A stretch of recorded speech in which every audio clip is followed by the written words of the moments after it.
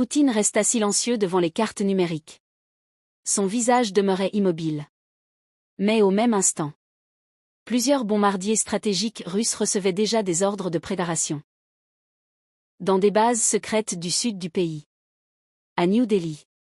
Narendra Modi fut réveillé à 3h17 du matin.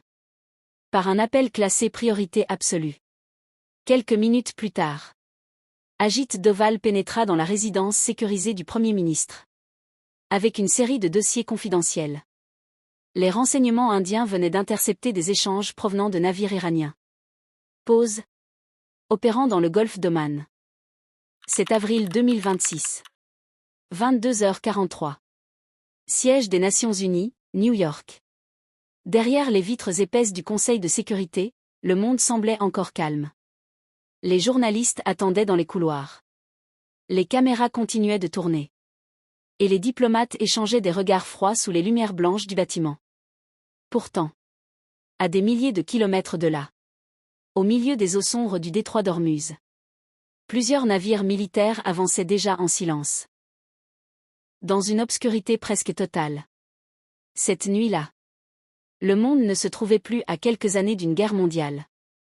Il se trouvait, à quelques minutes, dans la salle du Conseil. Les représentants américains exigeaient une condamnation immédiate de l'Iran. Après la disparition soudaine de 2 pétroliers occidentaux près des côtes omanaises. Mais au moment précis où le vote devait commencer, la Russie et la Chine utilisèrent simultanément leur droit de veto. En moins de 10 secondes, l'atmosphère changea brutalement. Les regards devinrent lourds. Les téléphones commencèrent à vibrer. Les agents de sécurité reçurent des ordres urgents. Car derrière ce veto se cachait une information que très peu de dirigeants connaissaient encore. Plusieurs satellites militaires venaient de détecter des mouvements balistiques inhabituels dans le golfe Persique. À Moscou. Il était déjà presque l'aube. Lorsque Vladimir Poutine entra dans une salle souterraine du Kremlin. Protégée par plusieurs niveaux de sécurité nucléaire. Les écrans géants affichaient en temps réel la position des destroyers américains, des sous-marins britanniques et des batteries iraniennes installées près des côtes. Depuis plusieurs semaines, les services russes interceptaient des communications extrêmement inquiétantes entre certaines unités américaines stationnées au Bahreïn et le commandement naval de la 5e flotte. Officiellement, Washington parlait d'exercices de sécurité maritime. Officieusement, le Pentagone préparait une opération capable de bloquer totalement les exportations pétrolières iraniennes. Et dans une région où transitait chaque jour près de 20% du pétrole mondial. Un simple missile pouvait suffire à provoquer l'effondrement des marchés internationaux. Poutine resta silencieux devant les cartes numériques. Son visage demeurait immobile. Mais au même instant, plusieurs bombardiers stratégiques russes recevaient déjà des ordres de préparation. Dans des bases secrètes du sud du pays. À New Delhi. Narendra Modi fut réveillé à 3h17 du matin. Par un appel classé priorité absolue. Quelques minutes plus tard, Ajit Doval pénétra dans la résidence sécurisée du Premier ministre.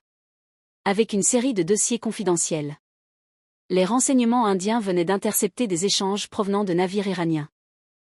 Opérant dans le golfe d'Oman. Les messages mentionnaient des mines marines. Des drones suicides. Et surtout une phrase qui glaça immédiatement les analystes indiens. Si Hormuz tombe, le monde brûlera avec lui.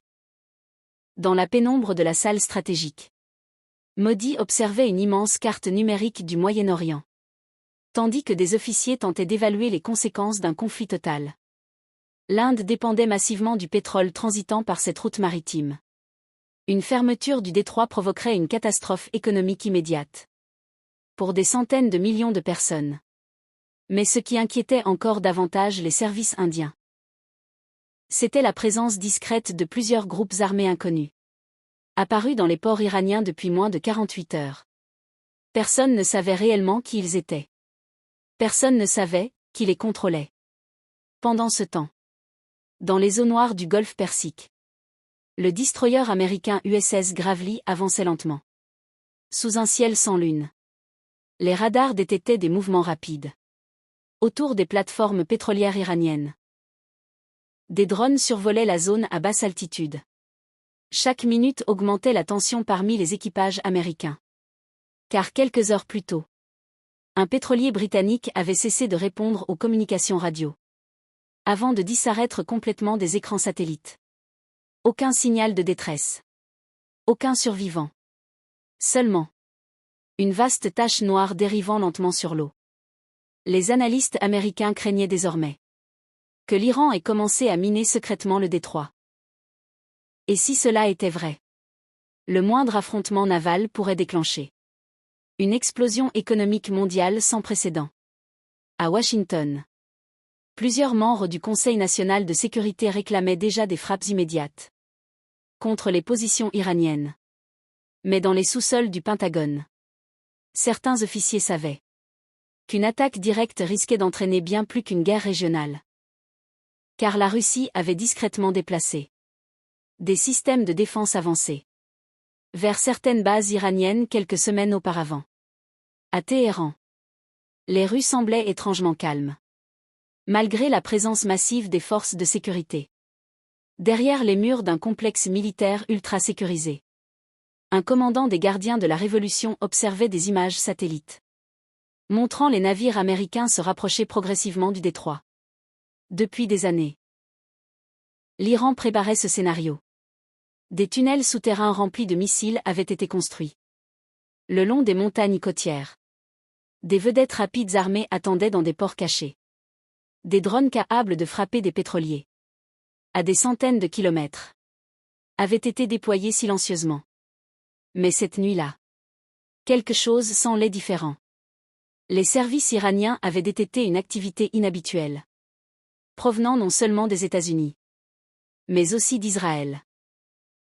Plusieurs avions de reconnaissance avaient disparu des radars, au-dessus de certaines zones désertiques du Moyen-Orient, et dans les couloirs du renseignement iranien. Une rumeur terrifiante commençait à circuler. Une opération secrète visant les installations nucléaires iraniennes pouvait déjà être en cours. À Londres, les marchés financiers asiatiques commencèrent à s'effondrer. Avant même l'ouverture officielle, les prix du pétrole explosèrent brutalement.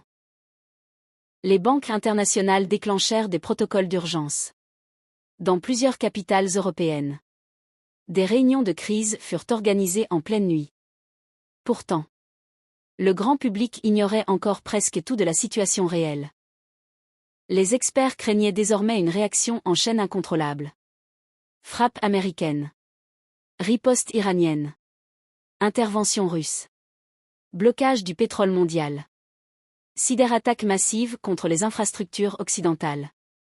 Chaque heure rapprochait le monde d'un point de non-retour. Dans le désert iranien, à plusieurs centaines de kilomètres du détroit, des convois militaires commencèrent alors à se déplacer sous couverture nocturne. Les satellites américains observaient ces mouvements avec inquiétude. Certains analystes pensaient qu'il s'agissait de simples dépassements défensifs. D'autres redoutaient quelque chose de beaucoup plus grave. Car parmi les signatures thermiques détectées, figuraient plusieurs plateformes mobiles, capables de lancer des missiles longue portée. Dans les centres de commandement américains, le niveau d'alerte passa discrètement à un stade supérieur. Des bombardiers stratégiques furent préparés dans plusieurs bases du Moyen-Orient. Les sous-marins nucléaires américains reçurent de nouveaux ordres cryptés. Et pendant que le monde dormait encore, les plus grandes puissances militaires de la planète se préparaient silencieusement à l'éventualité d'une guerre totale.